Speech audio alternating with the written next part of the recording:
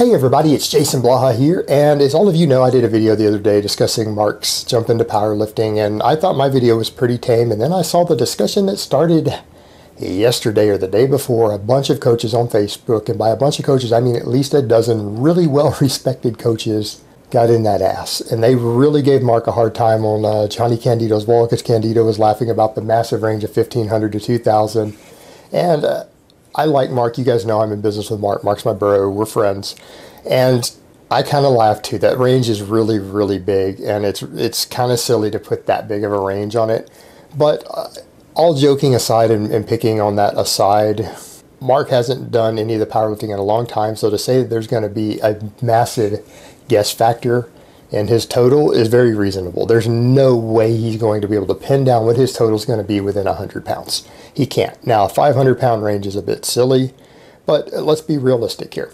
All right, you guys saw what I lifted at the 3-year mark, exactly 3 years after I was given medical leave to start training again, after being completely disabled and bedridden. And, you know, Mark's had some injuries, but he hasn't been there.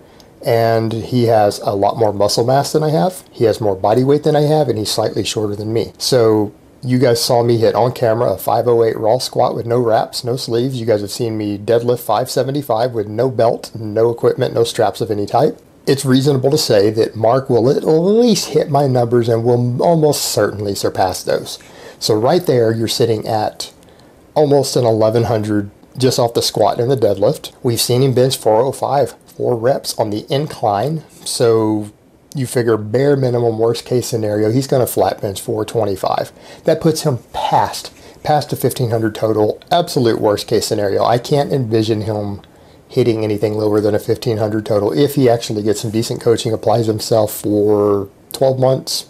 Yeah, absolutely. There's no way he's going under 1,500. Now, as far as what his upper end's going to be, I don't know. He might hit 1,600. He might hit 1,700. Who knows? Now, we know he's not going to go anywhere near 2,000, but it is reasonable because he's getting into the sport. He's pretty well new to it, that he's not going to know what his total's going to be. So, honestly, I know Mark likes to be fun and say funny things, and he probably said the 2,000 joking. I hope he was joking, or maybe he doesn't follow the sport that much, and so he's really not sure. But either way, I think we all agree he's not going anywhere near 2,000 total, but he's definitely going to go 1,500 plus. I don't think any coach would look at that and argue otherwise.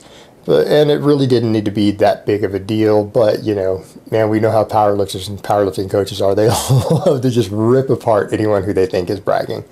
But my prediction, personally, assuming he doesn't get hurt, I'm going to say, rather than the big of a range, I'm going to say Mark's probably going to go something like 1,550 up to about 1,700 in a year, assuming he doesn't get injured. That's just my prediction, personally.